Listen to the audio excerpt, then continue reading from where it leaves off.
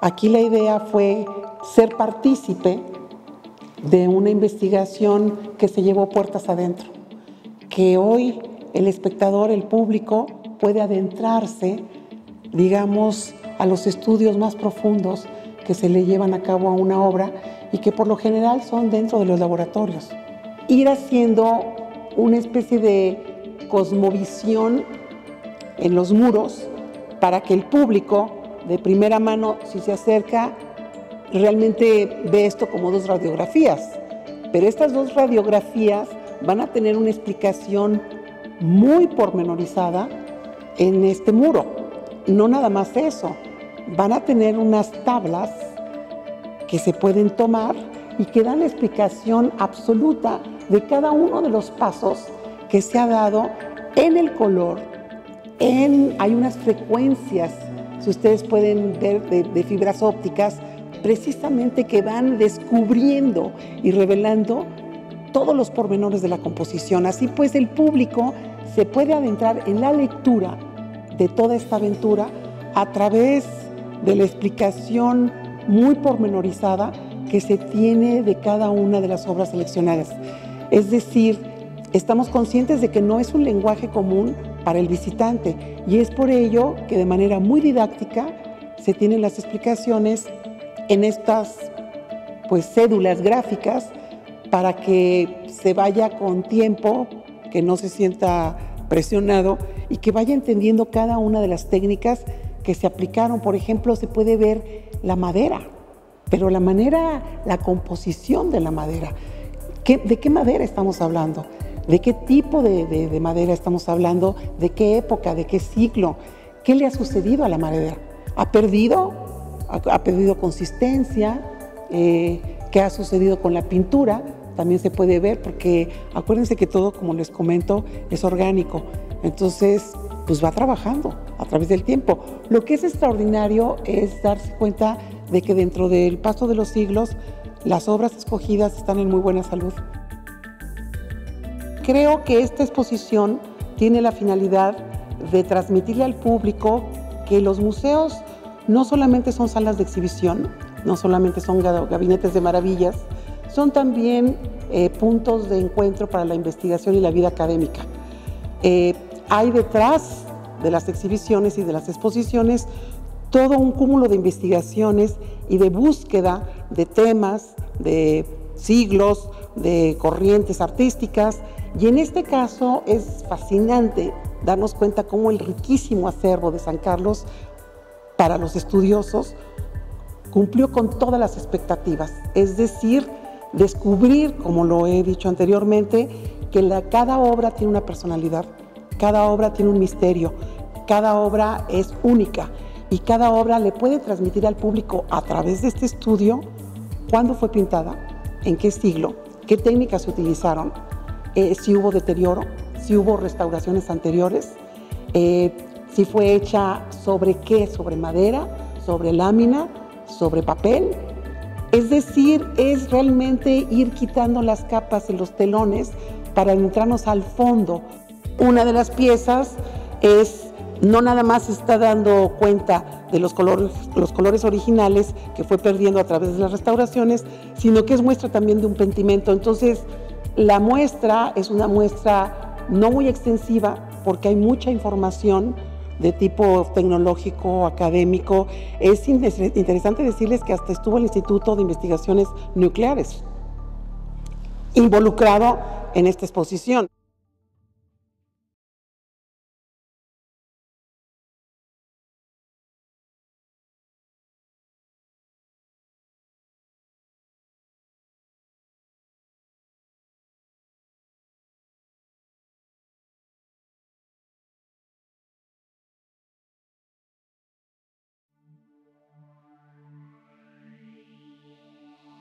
El Pontormo se selecciona para este estudio porque precisamente la leyenda decía que no era un Pontormo, que era del círculo de Pontormo, pero no de su mano.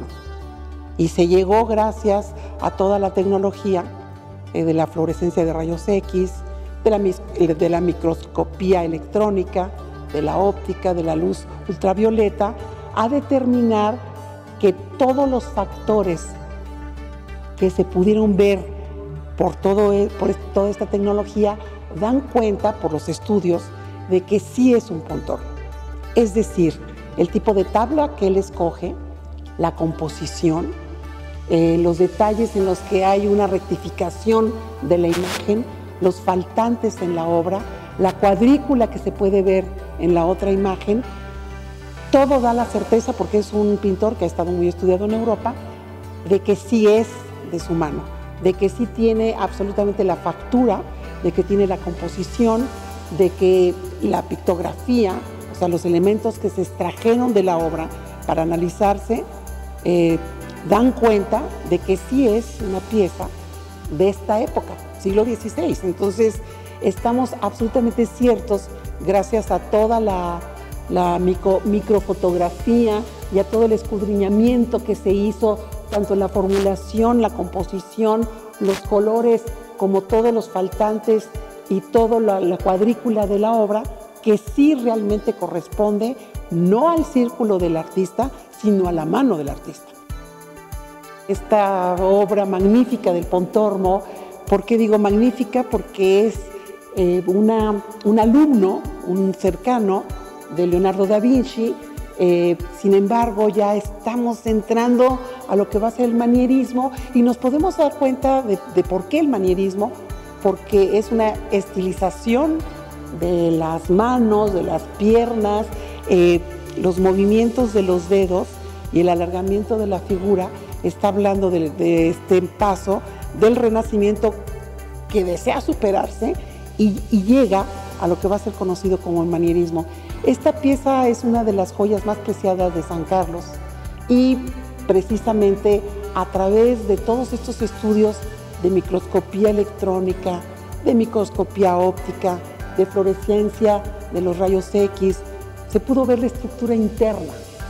Nos dimos cuenta de precisamente los faltantes que había, la problemática de la tabla, porque está sobre una tabla de madera de cedro, y nos dimos cuenta, fíjense cómo podemos ver cómo el perfil de la Virgen era más abajo y ahora lo vemos más arriba, pero estos contornos están dando cuenta de toda la composición que hace el Pontormo.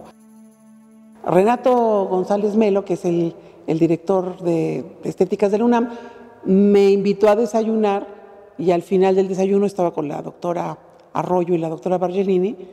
Me dijeron, pues te hemos invitado porque te queremos dar una muy buena noticia. El Pontormo sí es Pontormo. Y créeme que se me salieron las lágrimas, porque sí es una extraordinaria noticia para el país, para los mexicanos, saber que tenemos esta obra, que hubo el buen ojo de que se trajera a México y de que se designara para este museo, de que es parte de este acervo extraordinario y de que su factura es totalmente auténtica. Una cosa que es muy interesante es dar testimonio de lo que se llama pentimento. Los artistas muchas veces comienzan una obra y en el transcurso de que la están pintando se arrepienten y muchas veces dejan esa primera impronta y pintan sobre ella. Bueno, la tecnología nos llevó precisamente a descubrir que parte de una pieza hay pentimento. Está una mano que se puede ver muy claramente que está en medio del torso, del frente de la mujer, pero encima está pintado. Se escogieron también unas 9 piezas, unas estampas en papel. ¿Por qué? ¿Por qué el papel? Porque el papel era la manera en cómo se traía a la Nueva España una imagen que había sido pintada, digamos, por Rembrandt o que había sido pintada por el Tintoretto o por el Greco, pero la pintura en sí no se podía transportar y entonces se traía la estampa que era la imagen exacta de la obra.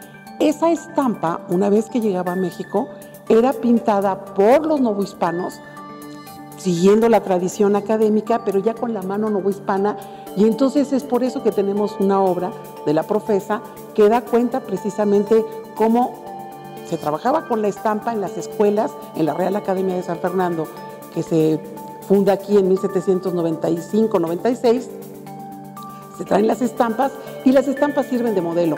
De hecho, lo que es muy interesante con el estudio que se realizó es que se ve en las estampas la manipulación, es decir, tienen, por ejemplo, hoyos, están un poco rotas, porque fueron puestas para ser exhibidas para los alumnos, fueron tocadas, fueron puestas en tablas para que todo el mundo las pudiera observar y también dan cuenta de la restauración. El trabajo fue una pesquisa realmente detectivesca, porque uno a simple vista ve la pieza, pero cuando toda la serie de elementos del laboratorio entran a trabajar, entonces hay como un despliegue en el que se ven restauraciones, colores verdaderos. ¿Por qué digo colores verdaderos? Porque las obras son orgánicas, van sufriendo alteraciones como uno se va arrugando, como uno va envejeciendo, como uno va perdiendo la lozanía. Las obras también van sufriendo un deterioro natural y por eso muchas veces la restauración tiene que entrar pues para recuperar el esplendor del original. Poderle decir al público que esas obras que tienen muchos siglos de edad tienen una vida propia y tienen una cantidad de secretos y tienen pues como una tabla de valores, composiciones, temas, toda la organización de la paleta de color, las influencias del momento, quién imperaba en el momento, Tiziano, Rubens, el Greco, ¿sí? ¿Cuáles eran los temas? Por ejemplo, hay un momento en que las estampas son temas sumamente religiosos que vienen a la Nueva España precisamente para que se transmita a través de las estampas españolas, se transmitan los santos, sus advocaciones, todo lo que la religión católica quería transmitir a la Nueva España, viene con las órdenes católicas a través de las estampas. Las estampas son pequeñas y aquí se empiezan a pintar ya los grandes lienzos para transmitir también toda una ideología. Ahora, es muy caro, porque me podrían ustedes decir, ¿y por qué no se lo hacen a todo el acervo de San Carlos o a aquellas? ¿Por qué no del todo el acervo de San Carlos? Se seleccionan aquellas que están atribuidas y se les hace el estudio, porque es carísimo. O sea, es muy caro traer, pues era un equipo como de 10 personas. Los aparatos, los rayos X, el carbono 14, es realmente un trabajo. Por eso yo felicito a la UNAM y al Instituto por haber entrado en esta alianza, porque no se había realizado antes este estudio precisamente por lo oneroso del proceso. Estas tablas están diseñadas precisamente para que el público se pueda aproximar sobre qué fue lo que se le hizo muy pormenorizadamente a cada una de las piezas. Da cuenta de todos los pasos a seguir que son complejos, que a primera vista no los podemos apreciar. Así pues, gracias a este recurso museográfico, que hoy tenemos muchísimos, es que el público se enfrenta cara a cara con esta pesquisa. Creo que es una de las primeras exposiciones que se han hecho con este valor, con el valor de la investigación, y que está hecho precisamente para que tenga una fórmula didáctica y no nos metamos en camisa de 11 varas y salgamos sin entender. La idea es que el público entienda qué quisimos decir. Se está viendo con todas estas gráficas, se ve cuánto rosa tenía la obra, cuánto rojo, cuánto azul, ¿no? Con los rayos X estamos viendo todos los faltantes, las correcciones, ¿sí? Por ejemplo, aquí se puede ver perfectamente bien que hay una restauración, aquí hay un parche.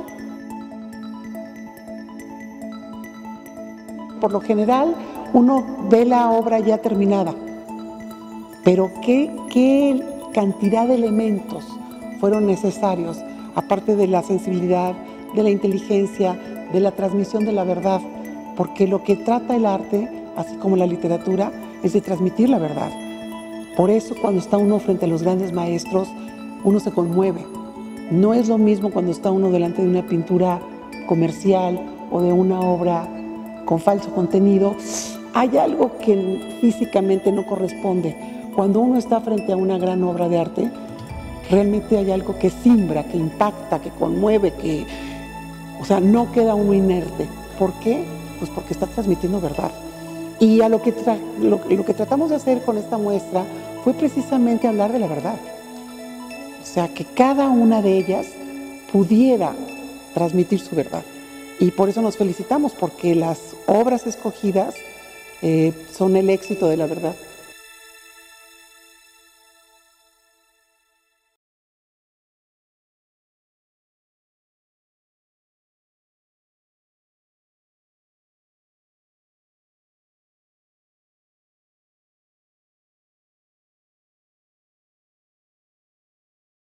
Siempre se pensó que era de un anónimo sevillano. Se situaba en el siglo XIX y precisamente gracias a los trabajos de investigación se supo que es una copia fiel del Descendimiento de Cristo de Caravaggio.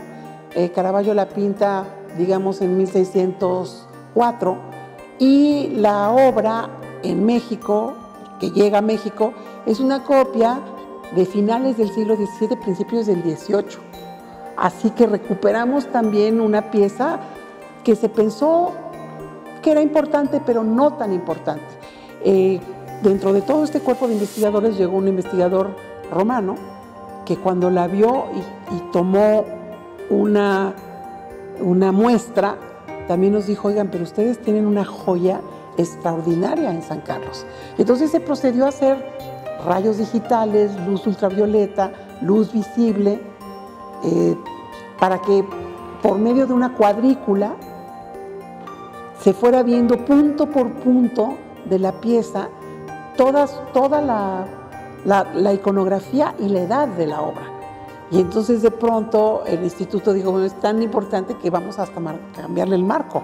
Se le ha puesto un marco de hoja de oro precisamente para realzarla y levantarla y darle el lugar que se merece. Esto da cuenta precisamente de la complejidad del estudio. No era una vista panorámica y general, era una vista absolutamente enfocada, fragmentada en cada una de las secciones, que aquí también lo pueden ver, para que determináramos a través de los rayos X, de la luz ultravioleta y de la luz visible, toda la composición y la edad de la obra. Esta es una obra que después fue modelo para ser replicada por muchos otros artistas. Es un descendimiento muy dramático, es un descendimiento que da cuenta precisamente de un momento en el que el claroscuro impacta por su dramatismo y en el que ya se están utilizando, digamos, personajes de la vida real, de la calle. Acordémonos que Caravaggio es uno de los primeros pintores, así como lo hará después José de Rivera, que van a utilizar modelos, gente normal, común y corriente, que muchas veces, pues, pillos, personas que forman parte del común de lo que somos, ¿no? Y entonces, aquí en esta composición vamos a tener precisamente estereotipos, caras de gente normal, pero por ello mismo le da a la obra un realismo impactante, a la vez de que el Cristo caído da cuenta de la muerte. Pero lo importante es, entonces, vuelvo a decir, toda la serie de como cuidados, la cuadrícula perfecta en la que se fue seccionando la pieza para podernos revelar esta información de la que hemos estado hablando a lo largo de esta explicación. Aquí, por ejemplo, se está precisamente diciendo que es una copia y que es una copia de una obra maestra de un gran artista como lo fue Caravaggio, pero es una copia excelente, de excelente factura, con una técnica impecable, reponiendo dentro del lienzo todos los paradigmas de lo que compone la obra de Caravaggio. Estos claros oscuros, luces muy puntuales dentro del lienzo para también impactar con el lienzo que cubre a Cristo. Es solamente el aspaviento de la mujer que está hacia la derecha, en la parte superior, para dar precisamente este sesgo en donde hay un equilibrio entre el arriba y la figura que está cayendo hacia nosotros. Entonces, todos estos paradigmas son los paradigmas de la técnica que maneja un buen artista. Y lo que es sensacional para el público, entonces, es que a través de este mosaico vamos a ver absolutamente todo lo que le está sucediendo a la obra.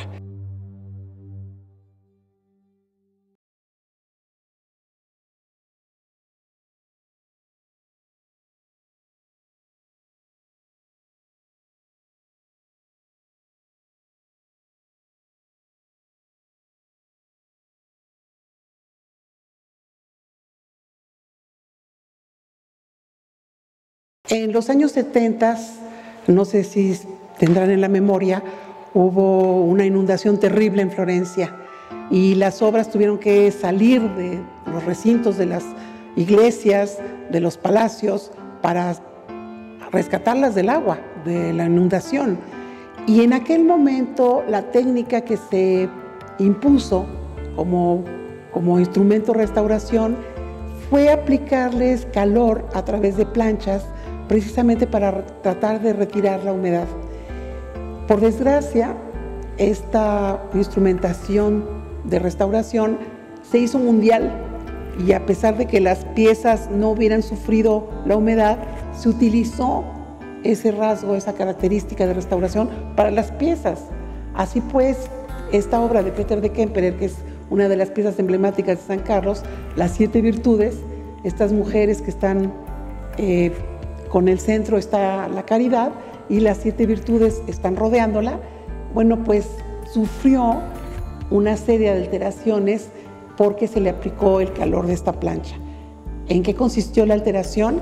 En que el manto de la caridad era de un rojo púrpura, así como los de la roja cochinilla. El lienzo que la cubre al frente era un azul realmente muy diamantino. Hoy vemos un azul absolutamente verdoso y opaco. Lo que realmente prima en la obra son más bien colores pardos, y este es precisamente el producto de la intervención y de la restauración del momento.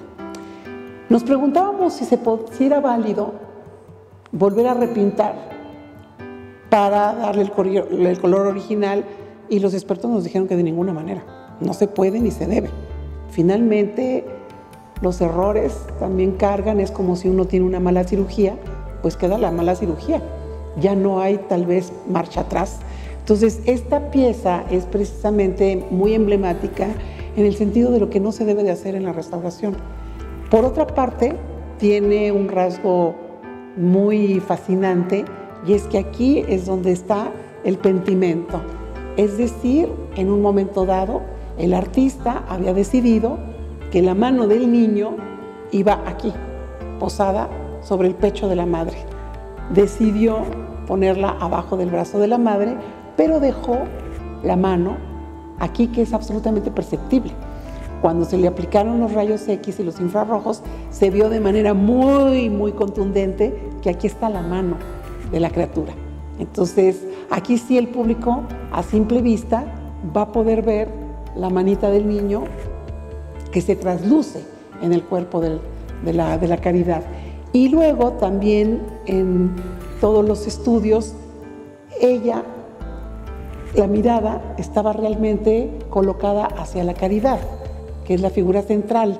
Si ustedes se dan cuenta, es como la forma de una peineta, es como la forma de un círculo, es como un halo, como los halos que están atrás de los santos y de Cristo. Bueno, toda la configuración y el posicionamiento de cada una de las 7 virtudes tiene este seguimiento redondo. Ella hoy está viendo al espectador, es decir, hubo también un cambio en el momento de haber terminado la obra. El pintor decide que quiere que vea hacia enfrente y no hacia la figura central. Entonces se escogió precisamente pues para dar cuenta de que las restauraciones hoy en día somos muy cuidadosos en no ser invasivos, en no poner demasiados parches, en tratar de respetar las tablas. Se utilizaba mucha cera, por ejemplo, para las uniones de las tablas. Entonces se llegó a la conclusión de que también esta obra había tenido muchísima restauración en cuanto a la cera, que se impuso, está muy repintada la pieza, ha sido muy intervenida, muy. Y entonces, bueno, hoy está muy sana, tal como la vemos, pero sí quisimos dar cuenta de que sus colores originales están aquí y no son los que hoy presenta. Y por otra parte, es muy interesante ver que la Academia de San Carlos, la que se encuentra precisamente en Academia 22, ahí están colgados como en forma de gabinete muchas de las piezas que después vinieron a ser parte del acervo de San Carlos. Y ahí precisamente podemos ver las 7 virtudes.